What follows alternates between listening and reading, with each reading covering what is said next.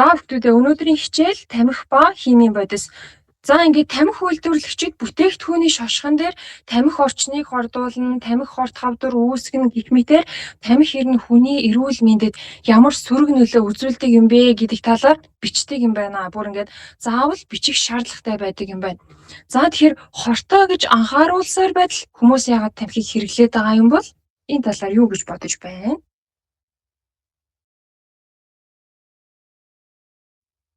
Одоо тамхиг анх худалдаж авахд бол ингээд тамхи орчныг хордуулнаа тий. Тамхи бол таны биед хорт хавдрыг үүсгэх аюултай. Тамхи ер нь нэлээд хортой шүү гэдээ бол дээр нь ингээд бичиж өгсөн байгаа юм шүү дээ. Тэгсэн ч гэсэн хүмүүс тамхи татаад л байгаа тий. Яагаад татаад байгаа юм бол? Донтсон юм шүү. За донтсон юм байна да тийм ээ. Дээрэс нь хүмүүстэй хардаа тамхи орчныг хордуулна гэхээр тэр хүн яг өөрийгөө тамхинаас олж ямар өвчин тусах вэ гэдгээ сайн мэдэж авч чадж гин үү? Чадахгүй. Тийм. За тамхи хорт хавдар үүсгэн гэдэг нэг ийм ганц бичгнээс тамхин дотор яг ямар химийн бодисууд байдгийг тэр нь хүнд яаж үйлчилдэг те одоо тэгээ хүнд ирээдүйд яг ямар өвчин үүсгэдэг гэдэг талаар бүрийн тодорхой мэдээлэл өгч чадж гин үү?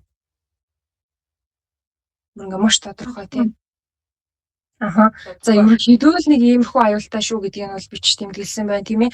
Тэгэхээр одоо ерөн сүүлийн үе дэлхийн нийтээрээ болохоор яг нь тамхины талаар дунд сургуулиудад хичээл ордог болсон. За манай улсад болохоор тамхины талаар бол 8 дугаар ангид хичээл ордог. Бүр ингээд заавал энэ хичээлийг химийн хичээлээр үзэх ёстой. Тэгээд энэ хичээлээрээ бүр эргүүлээд шалгалт аваад одоо нөгөө нэг боловсролын үнэлгээний төвөөс нэг явцын шалгалт гэж авдаг штеп. Хүүхдүүдийн төвшинг тодорхойлдог.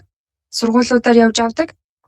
За тэр шалгалтын дотор тамхины талаар асуултууд орж ирдэг болсон. Яг үйл эн чинь яг үндсэн заавал судлах ёстой хичээл учраас за тийм юм байна. За тэгээд тамхи химих энэхүү бодисыг болохоор шүү дээ. Ерөөсөө химийн үйлдвэр гэж үздэг юм байна. Химийн үйлдвэр хэрээр нь юу хэлдэг юм бол хүүхдүүдээ?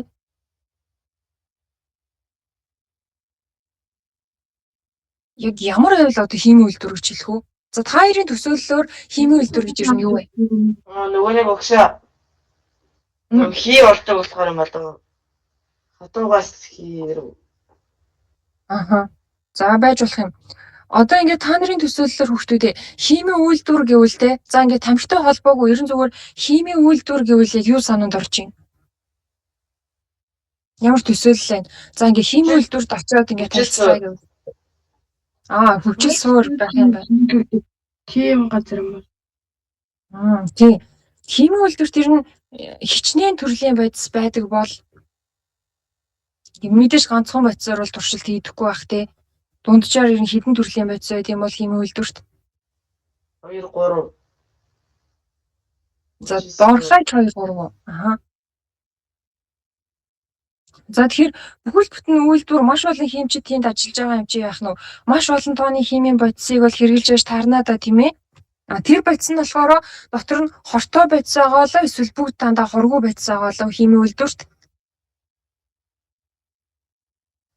Зарим нь хортой, зарим нь хоргүй. Тийм байна тий. Тамхин дотор байгаа бодисууд шүү дээ тий. 4000 гаруй төрлийн бодис бол тамхин дотор байдаг. Тэгээд тамхиг яагаад химийн үйлдвэр гэд нэрлэж байгаа юм бэ гэхээр 4000 бодис гэдэг чинь их үү бага уу? 4000 шүү дээ.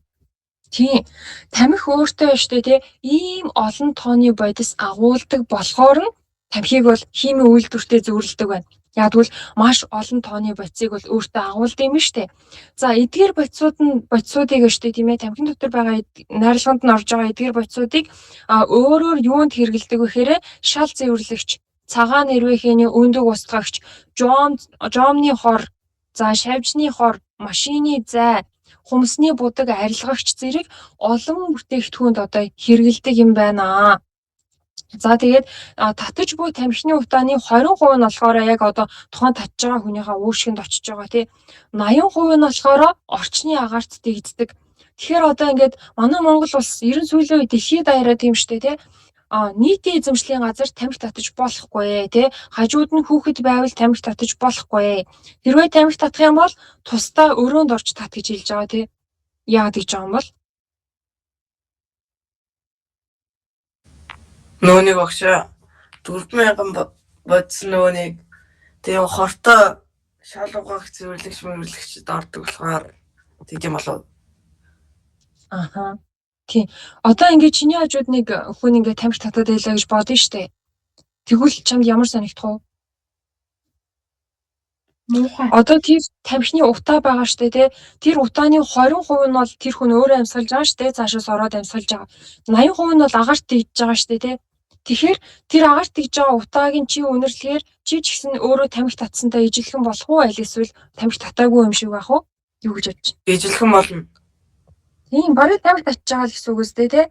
Одоо хүүхдийн хажууд тамхи ингээд татаад ах юм бол энэ хүүхд ч гэсэн тамхи татж байгаагаас ялгаагүй байхгүй юу? Яагаад гэвэл гарч байгаа утаа нь хүүхдэд амьсгалын штэ тий.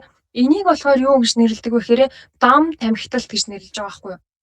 Одоо энэ сууж байгаа энэ хүүхд бол өөрөө бол тамхи татахгүй байгаа. Гэхдээ яах нь энэ утааг үнэрлснээрээ энэ хүүхдийг тамхи татсантай ижилхэн болно. Тэгэхээр энийг бол дам тамхиталт гэж хэлдэг. Дам тамхиталт. За тэгэхээр дам тамхиталт бол штэ тий. Ялангуяа хүүхдэд маш хортой, бүр туйлын хортой. Яадаг вэ гэхээр тамхин дотор 4000 гаруй хортой аюултай бодис байдаг. За тэр одоо энэ хортой бодис, аюултай бодис гэдэг талаар хүүхдүүд уншиж агаад нэг нэгээрээ хариулаад өгөөрэй. За хортой бодис гэж ер нь бол тийм бодисыг хэлдэм байна тий. Уншиж үзэж агаад өөрийнхөө үгээр хэлэх юм шүү дээ тийм ээ. Яг энийг ингээ А Б-г унших биш. За дахиад энийг уншиж үзэж байгаа. За аюултай бодис гэж нэг тийм бодисыг хэлдэм байна гэд. За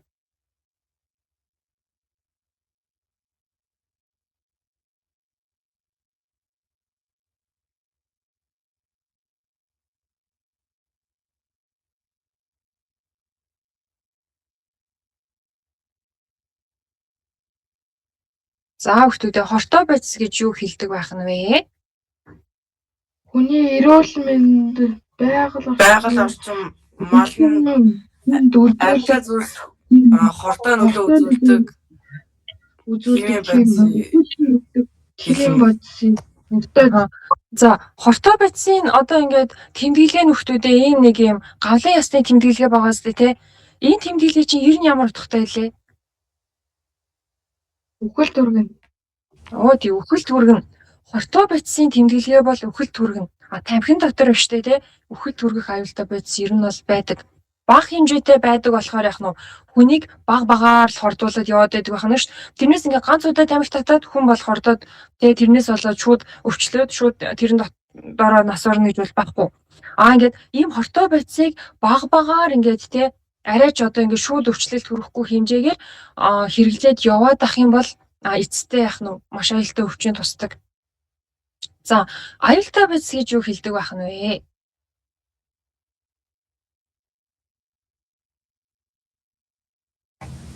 Тийм тэсэж дэлбэрдэг бас амархан шатдаг нөгөө нэг ямар нэгэн металл зүйлсийг иддэг цочромтгой шин чанартай химийн бодисыг аюултай бодис юм. Тийм. Одоо хүүхдүүдээ ингэдэж шүү дээ. Зарим хүмүүс ингээ тамхины утаа үнэрлэхээрээ нүд нь ингээ улаагаад шууд ингээ харшил гарч эхэлдэг те өөр дээр нь одоо харшил гэж хүмүүс хэлээд байгаа те. Ер нь их тамхитай утаатай орчинд байсан хүмүүс бол ингээд зарим нь биеийн захтнаад байдаг, зарим нь ингээд нүд нь шууд улаагаад ингээд нулимс гоожж эхэлдэг, зарим нь болохоор ингээ хоолой боогддог тийм шин чанар үзүүлдэг юм байна л да. Одоо ингээ зарим хүмүүс бол тэрийг маш мэдрээд штэ те тамхины утааг. Тэгэхээр яадаг вэ гэхээр нөгөө аюултай бодисын нөлөө явж идэг байна. Тэр утаан дотор бас яах нь аюултай бодисууд явж байгаа шүү дээ. Тэрийг болохоор зарим хүмүүс маш сайн мэдэрдэг юм байна. Тэгэхээр тамхины утаатай орчинд байхаараа бие нь өвдөж ингэж мэдрэгддэг юм байна. За тэгээд нэг ширхэг тамхинд 15-аас 20 мг никотин байд юм байна л та. За тэгээд тамхи татаж байгаа хүн болохоор ер нь тэр никотинээс 1-2 мг-аар нь бол өөрөө амьсгалж идэг. Үлдсэн тэгээд агаарт тархчихж байгаа гэсэн үг шүү дээ. Хажуу аяахан хүмүүс амьсгалж байгаа. Тэгээд хүн ер нь бол 50-аас 60 мг никотиныг нэг дор авах юм бол үхэлд хүрэх аюултай гэж үздэг байх нь. Тэгэхээр яах нь никотин гэдэг бодис бол хэмжээнд хэтэрх юм бол аюултай бодис юм байна. За тамхины утаатай өрөөнд ингээд нэг цагийн турш байлаа. Одоо нэг тамхины өрөө гэдэг нэг өрөө байдаг штэ тий. За тэр өрөөнд дотор штэ хүмүүс арай ч нэг цаг суухгүй байх тийм ээ. За гэхдээ ямар нэгэн байдлаар тэр тамхины өрөөнд дотор ингээ хүмүүстэй хамт тамхи татаад нэг цаг суулаа гэж ботход Уул нь тэр хүн өөрөө бол ганц ширхэг тамхи татж байгаа. Гэхдээ 15 ширхэг тамхи татсантай бол тэнцдэг юм байна. Өөрөөр хэлбэл эргэн тойронд нь нөгөө тамхи татж байгаа хүмүүсийн утаанаас тэр хүн рүү ирж байгаа шүү дээ, тий. Тэгээд 1 цаг буюу 60 минут ингээд тэнд тамхилаа суулаа гэхэд 15 ширхэг тамхи татсантай бол тэнцдэг юм байна. За тэгээд Сингапурын үндэсний их сургуулийн судлаачид болохоор одоо нэг юм тойм өгүүлэл гэдэг өгүүлэл хэвлүүлсэн. Тойм өгүүлэл гэж юу хэлдэг вэ гэхээр шүү дээ, тийм ээ. Бусад одоо судлаачдын хийсэн өгүүллийг уншиж үзэж агаад за энэ судлаачд бол ерөнхийдөө нэг ийм үр дүн гаргажээ гэж багцлсан өгүүллийг бол хэлдэг. Судалгааны өгүүлэл бичгээс 35 жилийн өмнө одоогоос болохоор тийм ээ 52 жилийн өмнө Америкийн нэгдсэн улсын мэс засалчид 70,000 гаруй тамхитай холбоотой судалгааны өгүүллийг уншсан гэж байгаа байхгүй юу? Өөрөөр хэлбэл Америкчууд бол ингээд тамхины аюулын талаар мэдэж эхэлж байна те. Тамхи бол зүгээр юм энгийн хэрэглээндээ хэрэгэлдэг зүйл биш юм байна. Энд чинь бол ингээд маш хортой юм байна гэд. Тэгээ яасан бэ гэхээр мэс заслын эмчнэр өгүүллүүд уншиж эхэлсэн. Яг тэгвэл тамхитай холбоотой одоо те тамхи татдаг хүн эсвэл тамхи татдаг орчинд байснаас болоод маш олон хүмүүс өвчлөөд уушгины хорт хавдраар насарж эхэлсэн байхгүй юу? Тэгэнгүүт яаж юм нэхэр эмчнэрийн үүрэг ирсэн хүмүүсийг эмчлээд авах биш те. Эмчнэрийн үүрэг бол тэр хүмүүсийг ирүүлэхгүй тулд ямар арга хэмжээ авах вэ гэдэг дээр бас ажиллана штэ нөгөө талаараа.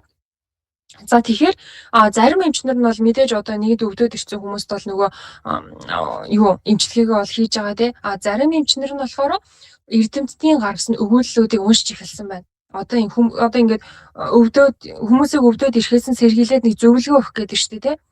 За тэгээд эмчнэр ингээд 7000 гаруй өгүүлэл уншсны эцэст тамхи бол уушгины хорт хавдар болон бусад өвчлөлөөр өвдөх үндсэн шалтгаан юм байна гэдэг үр дүн гаргаж ирсэн. Тэгээд мэс засалчтай хөвчлэн яах нь одоо нөгөө бүр мэс засалт орох төвшин төрсэн хүмүүс ирж байгаа шүү дээ. Бүр өвчин нилээд хүндэрсэн. Тэгээд эрэгтэй хүмүүс хөвчлэн уушгины хорт хавдар тусч ирээд исэн юм байна л та.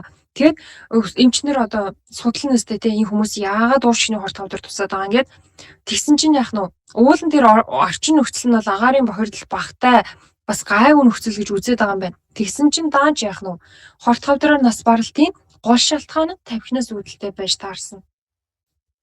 За тэгээд үүнээс болоод тамхи ер нь хортой юм байна гэдэг нь дэлхийд даяар мэдэгдээд за тэгээд маш олон одоо нийгмийн эрүүл мэндийн байгууллагууд гэж ер нь юу хэлдэг юм бол өгтүүдээ нийгмийн эрүүл мэндийн судал манай Монголд бас байдаг штэ. Тэр хүмүүс юу гэдэг юм бол хүний эрүүл ахуй шалгадаг. Яг гэнэ. Одоо нөгөө нэг хүмүүс тийм ээ одоо ер нь нийгэм даяараа ингэж харахах магадлалтай аюултай өвчнүүдийг судалж идэг гэсэн үг. За жишээ нь ковид те. Ковидыг бол ингээ нийгэм даяараа тархах магадлалтай юу? Бүх хүмүүс тусах эрсдэлтэй. За тамхиг бас өштэй тийм ээ бүх хүмүүс хордох эрсдэлтэй хүчин зүйлд оруулсан байна. Яг тэгвэл ингээ нэг хүн тамхи татчихад эргэн тойрныхон хүмүүст ингээ тэр утаанд хүрэх юм бол эргэн тойрныхон хүмүүс бас өвчлөх эрсдэлтэй шүү дээ тий. Тэгээд яасан бэ гэхээр нийгмийн эрүүл мэндийн судалгааны төвөөс 2023 онд одоо өнгөрсөн жил за нэг судалгаа явуулсан. За энэ судалгаа болохоор тамхи татдаг болон тамхи татдаггүй хүний амьдралын чанарт тамхи яаж нөлөөлд юм бэ тий. Өөрөөр хэлбэл тамхи татдаг хүн одоо ингээд ямар өвчин тусч байна эсвэл ямархуу байдалтай эрүүл байна. Тамхи татдаггүй хүн ямархуу байдалтай эрүүл байна гэдэг ингээд харьцуулаад үзэж байгаа. За тэгээд хоёрхан хүний дотор бол ийм судалгаа хийхгүй шүү дээ тий. Маш олон хүний хамруулж энэ судалгаа хийж байгаа. За тэгээд энэ судалгаа болохоор Шведэд хийгдсэн судалгаа. Өөрөөр хэлбэл Шведийн эрдэмтэд болохоор яг нэг Швед хүмүүс дотор тамхи татдаг болон тамхи татдаггүй хүмүүсийг ингээд хамруулаад судалгаа хийсэн ба штэ. За тэгээд одоо ингээ хүн болгон дээр очиод та судалгаанд хамрагдах уу гэвэл хүн болгон зөвшөөрөх болов очисон хүн болгоно нь гаран зөвшөөрнө. За талын зөвшөөрөх. За тийх бах. За тэгээд 18-аас 65 насны хүмүүсийн тунд судалгаа хийсэн маань өөрөөр хэлбэл насанд хүрсэн хүмүүс дотор судалгаа хийгээд штэ тийм ээ. За тэгээд зөвшөөрсөн хүн нь болохоор 1279 хүн зөвшөөрсөн юм байна энэ судалгаанд орохыг. Энд чинь бол ингээ нэлээд том төсөл явж байгаа шүү дээ. Тэгээд 1279 хүнийг зөвшөөрүүлж чадсан байна. Тэгээд тэр хүмүүсийг зөвшөөрүүлэхэд бол маш хэцүү байсан гэж байгаа байхгүй юу? Яагаад вэ гэхээр байнга тэр хүмүүсийг хянжаах хэрэгтэй шүү дээ, тий? Одоо шинэ таяр ингээ байгааны хүн үргэлж хянаж ийн гэвэл таяр тэрийг зөвшөөрөх үү? Ингээ өдөр алга хянана штэ. Үгүй. Аха. За тэгээд хүмүүст бол заримд нь бол төвхтэй санагдан, зарим нь бол за бас зөвшөөрн те. За тэгээд яах нь вэ? Яагаад гэвэл тэр чинь нөгөө нийгмийн сайн сайхны төлөө те тамхи татдаггүй хүмүүс тэгээд байгаа судалгаа юм чинь. За тэгээд 18-аас 67 5 насны ингээ маш олон хүмүүсээс ерөөсөө 1279 хүн нь зөвшөөрсөн юм байна. Одоо зөвшөөрүүлж чадсан хүний тоон 1279. За тэгээд 1279 хүн дээрээ ингээ судалгаа хийгээд энэ хүмүүс аштай те эрдэм шинжилгээний өгүүлэлээ хэвлүүлсэн байгаа хгүй. Одоо эрдэм шинжилгээний өгүүлэл нэг иймэрхүү байдалтай харагдаж байгаа юм. Тамхи татдаг болон тамхи татдаггүй хүний амьдралын чанарт үзүүлэх нөлөө гэдэг нэртэй судалгаа. За тэгээ хийсэн чинь энэ судлаачид энэ өгүүлэлээ ингэж эхлүүлсэн байгаа хгүй юу? Тамхи татах бол урьдчилан сэргийлэх боломжтой эрсдэл хүчин зүйл. Тамхи татах бол эрсдэлтэй. Гэхдээ тэрнээс хүн өөрөө урьдчилан сэргийлэх боломжтой гэдэг үр дүн гаргасан байна. Одоо үрчлэн сэргийлэх бүрэн боломжтой. За тэгээд энэ судалгааг яагаад хийсэн юм бэ гэхээр шүү дээ Швед улсад хэдэн зуун мянган хүн ерөөсөө тамхитай холбоотой зүрх судасны өвчин тусаад уur шигний хорт хавдраар өвчлөөд байгаа юм байна. За тэгээд 12 мянган хүн тамхинаас үүдэлтэйгээр өвчилж нас орсон юм байна. Одоо ингээд хүүхдүүд та нарыг одоо эмч байлаа гэж бодъё л доо. Одоо ингээд та нар дээр ингээд хүмүүс ирээд эмчлүүлж байгаа тий. Одоо та хоёр ингээд эмч болцсон гэж төсөөлье. Ингээд хүмүүс ирээд эмчлүүлж байна. За тэгсэн чинь ингээд эмчнэр дээр 12 хүн ирээд нас орвол эмчнэрт ямар санагдах вэ?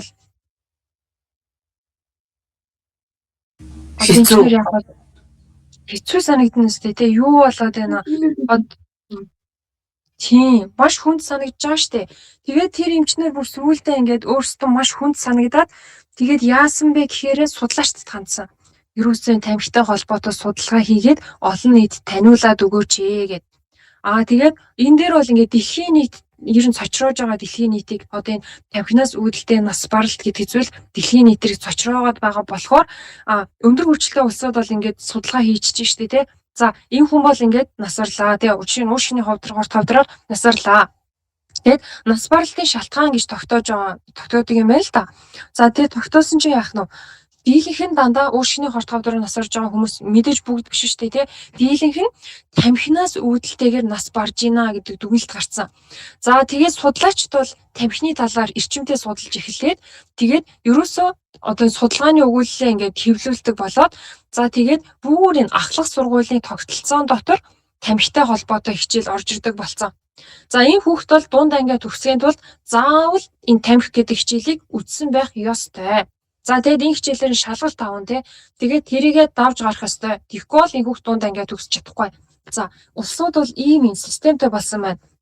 Өөрөөр хэлбэл яг нь тамхины талаар мэдлэгийг бол анханаас нь олгож штэ тий. За ингийн мэдлэг болохоор тамхи татагчдын хэмжээ багасах болов уу ихсэх болов? Эсвэл хэвэндээ л байх уу? 2-3 багасч мэдэх юм. За тэгсэн чинь өштэй тий дэлхийд даяар тамхи татж байгаа хүмүүсийн тоо эрчимтэй багасаж эхэлсэн. Сүүлийн жилүүдэд хүмүүс яадаг болсон бэ гэхээр өштэй тий жил бүр ер нь одоо тамхи татдаг хүмүүсийн тоо нь буураад хүмүүс ер нь юм эрүүл амьдралын хэв маягийг сонгодог болсон. За энэ тамхитай холбоотой хичээл орж байгаа холбоотой, тамхитай холбоотой тий судалгаанууд гарч байгаатай холбоотой, тий тамхитай холбоотой нас барагчдын тоо ил байдаг болсон. Ялангуяа өндөр хөгжилтэй орнуудад одоо тий энэ хүн одоо ингээд тамхитай холбоотой нас урсан гэдэг судалгааг бод гаргадаг болсон. Бүр энэ чиглэлээр судлаачд ажилладаг болсон. За тэгээд тамхины талаар ойлголт сайтай болоод эхлэхээр хүмүүс бол тамхиталтын хэмжээ огцон буурсан.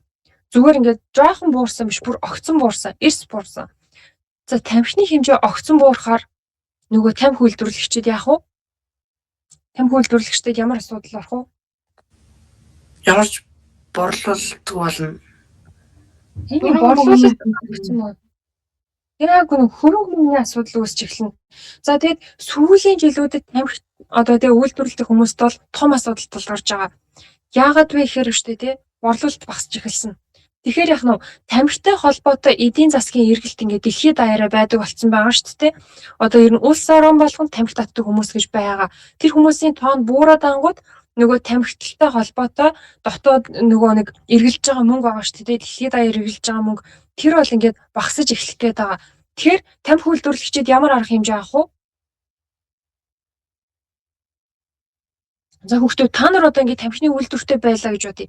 Одоо танай бүтээгдэхүүн гаргаж байгаа тамхи чинь хүмүүс баг татаад байна. Тэгвэл одоо танай компанид ампуурах гэдэг шүү дээ. Тэгвэл та нар одоо яах вэ? Тэгээд одоо өөр юм хийж эхлэн дээ. Үнэн өндрөх болно. Аха. Тэгэхээр штэ те ингэж байгаа юм байна. Нэгэнт одоо олон жил болцсон компанийг бол хүмүүс дампууруулна гэж юусоо боддгүй юм байна. Яаж вэ гэхээр тамхиталтай холбоотойгоор штэ те 1436 тэрбум $. Бол дэлхий дээр эргэлдэж байгаа юм байна. Энэ болохоор штэ те дэлхий дээр байгаа нийт мөнгөний 1.8% тэнцэж гин гэсэн үг. Маш их хэмжээний мөнгө тамхитай холбоотой эргэлдэж байдаг. Тэгэхээр яах юм? Хүмүүс бол энэ мөнгийг эргэлдүүлэхийг л боддгийм байна л та. Тэрнээс энэ одоо ингээ хүний биед хортой юм чинь те одоо үйлдвэрлэхээ болчихъя гэж боддгоо. За тэгээд тамхитай холбоотой маркетинг бол сүүлийн жилүүдэд эрчимтэй өссөн байна. Тэгээд одоо нэгэн тамхи юм хортой юм чинь зурагтаар бол тамхиг одоо сурталчилж болохгүй шүү дээ. За Facebook, YouTube-аар бас тамхиг сурталчилж болохгүй. Яа тэгвэл химэл оюун ухаан хортой байдс сурталчлах гэж байна гэдэг тийм одоо тий дохиог нь өгчөж байгаа учраас шууд ингээд тийм постыг шууд ингээд хаачдаг. Өөрөөр хэлбэл яг нь хүний эрүүл мэндэд хортой гэдгийг нэгэнд батлагдсан зүйлийг зурагт, радио, олон нийтийн мэдээллийн хэрэгслэр сурталчилж болохгүй гэж байгаа. Тэгвэл нөгөө үйлдвэрлэгчид тамхи зарахын тулд ямар арга хэмжээ авах вэ? Нэгэнд реклам хийж болохоос нэгэнд өнгөрцөн. Самбар дээр цаасна. За самбар дээр цааснаа да бас тий хүмүүс нэг харуулъя да. Өөр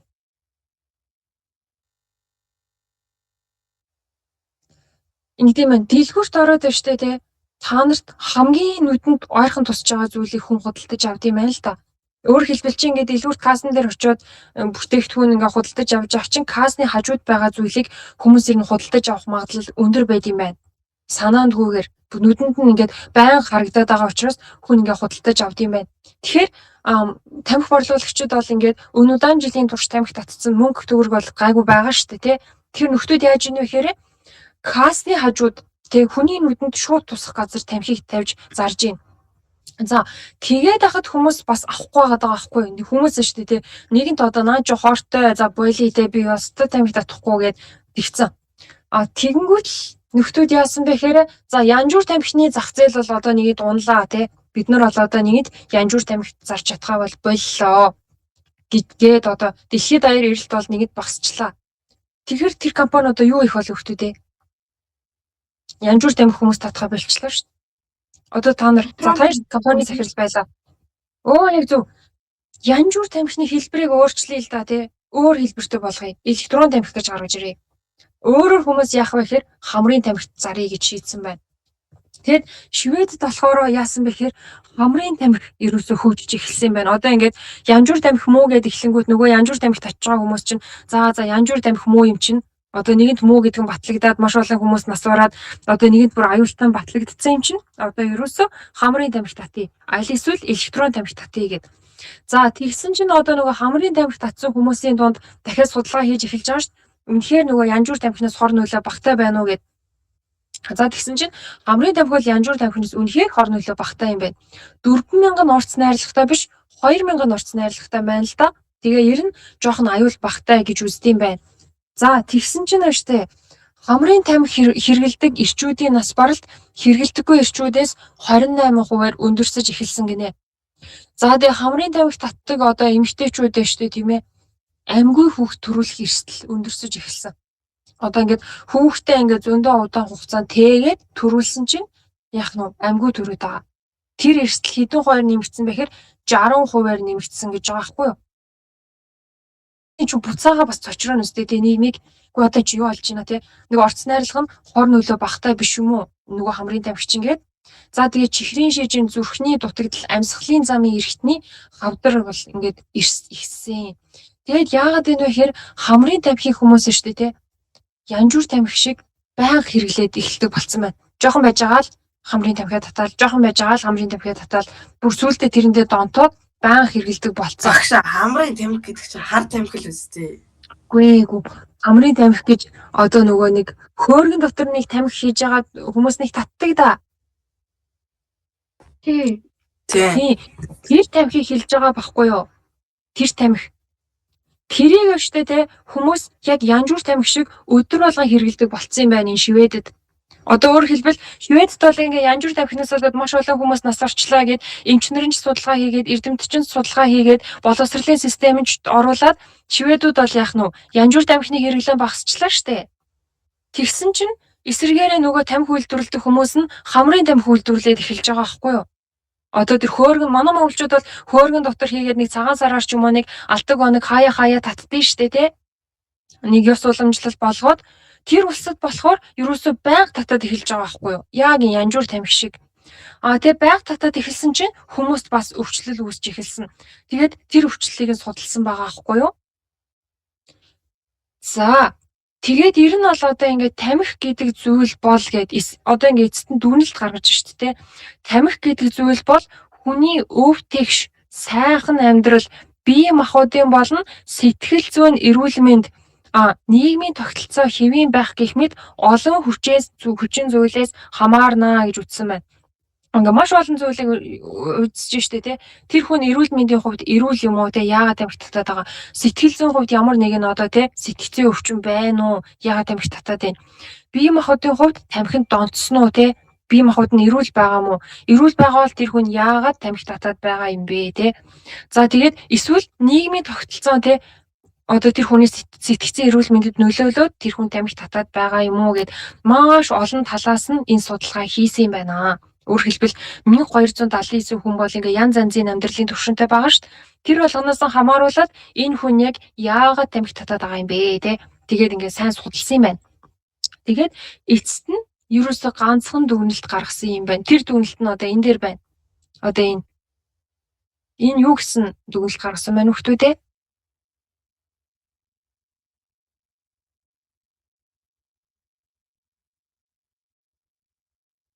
Одоо ингээ маш олон хүмүүс одоо ингээ те судалгаа хийсний дараа эцэст нь энэ яг энэ те энэ үр дүн гаргасан. Эрүүл мэндэ дараа толгоно өөрийнх нь л асуудал.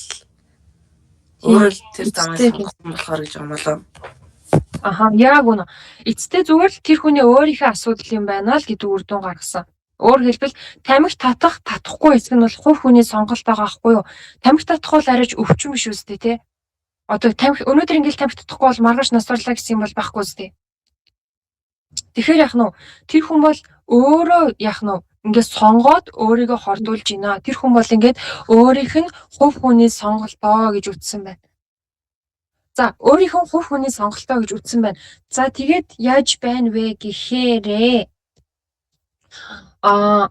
за тэр одоо ямар арга хэмжээ авахгүй дэлхийд даяараа хувь хүний сонголт гэдэг үр дүн гаргацсан юм чаа.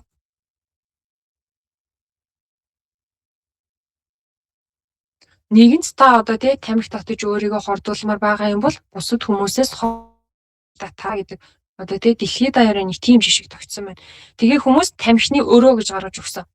Тэр өрөөнд дотор бол ороод тий тэр өрөө нь бол ингээ гадагшаа шууд агаарын цэвэршүүлээс сордог тийм өрөө. Тэр өрөөнд ороод энэ хүн бол ингээ тамхи татаж болно. Тэгээ тамхи татаад зөвхөн өөрөө л хордож болно. Тэрнээс яах нь тэр хавьд байгаа хүмүүсийг битгий хордуулаач гэд өрөө гаргаж өгсөн байна. Одоо тэг яг нь дэлхийд даяараа юм тамхины өрөөнд орж тамхи татдаг болсон. Эсвэл нэг тамхины цэг гэж гаргачихж байгаа шүү дээ. Та одоо ингээ тамхи татмаар байх юм бол тамхины цэг дээр л очиод тат. Тэгэд тэр хавьд нь бол яг нь хүмүүсээс ингээ хол газар татж байгаа шүү дээ.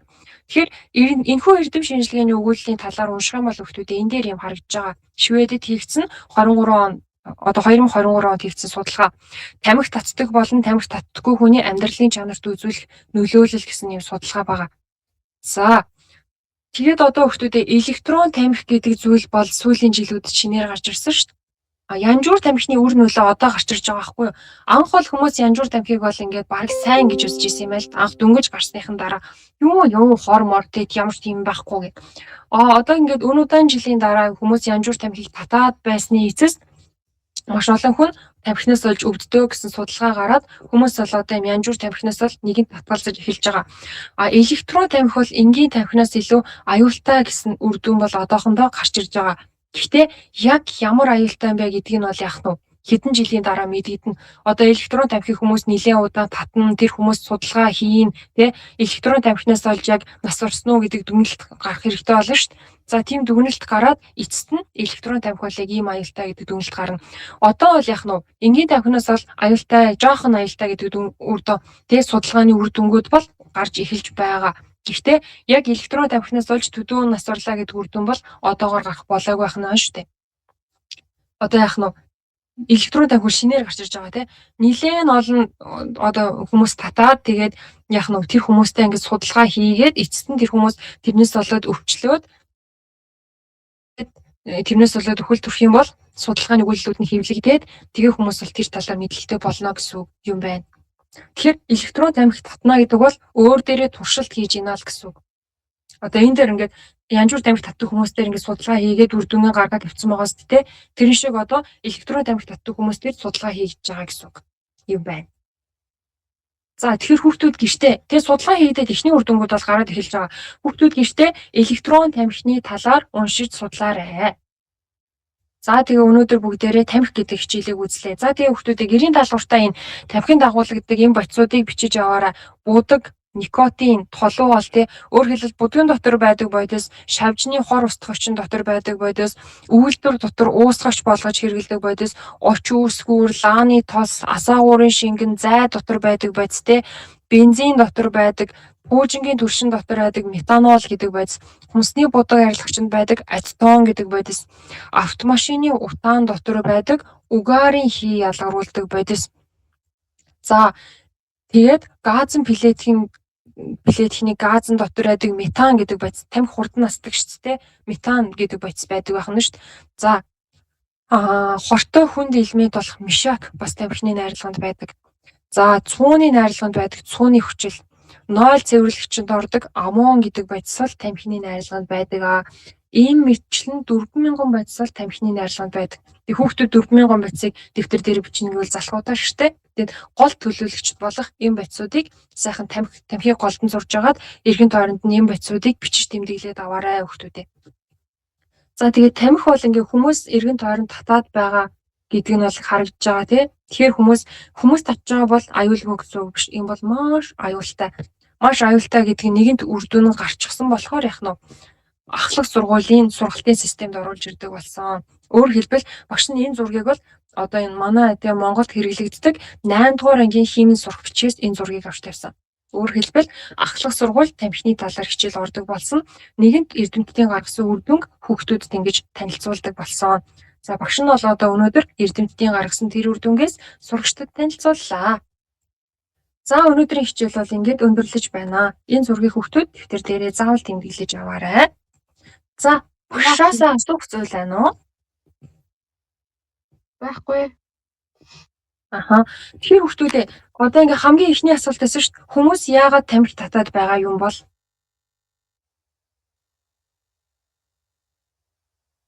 Юу гэж бодож? Тамхины талаар ийм Хөөхнийхэн сонголт болохоор тэр хувь хүний сонголт. Гэхдээ яг татж байгаа хүн ийм аюултай гэдгийг мэдж байгаа болоо. Мэдж байгаа. Яг ийм бодис байдаг гэдгийг мэдж байгаа болоо. Зурагт сонин сэтгүүлээр яг ийм бодис байгаа гэдэг мэдээллийг бол тарааж чадж гин үү? Чадахгүй байгаа. Хангалттай сайн тарааж чадахгүй байна тий. Тэгэхээр яг нь ийм мэдээллийг бол хангалттай сайн тарааж чадахгүй байгаа учраас хүүхдүүдэд ерөөсөө багаас нь сургууль дээр нь заадаг болчихсон юм байна. Тэгэхээр хүүхдүүд бол тэр мэдээллийг зурагтаас авч чадахгүй байлаа ч гэсэн яах нь ингээ багаасаа хичээл дээрээс аваад одоо зөв эрүүл амьдралын хэв маягийг бас ингээд яах нь ойлголттой болох нь шүү дээ. За ийм. Тэгэхээр улс орон бол хүмүүсийнхээ эрүүл мэндийг хамгаалахын тулд авч хэрэгжүүлж байгаа ажлуудын нэг нь ахлах сургуульд нь тамхины талаар хичээл орох юм байна. За өнөөдрийн хичээл ингээд өндөрлөж байна хүүхдүүдээ.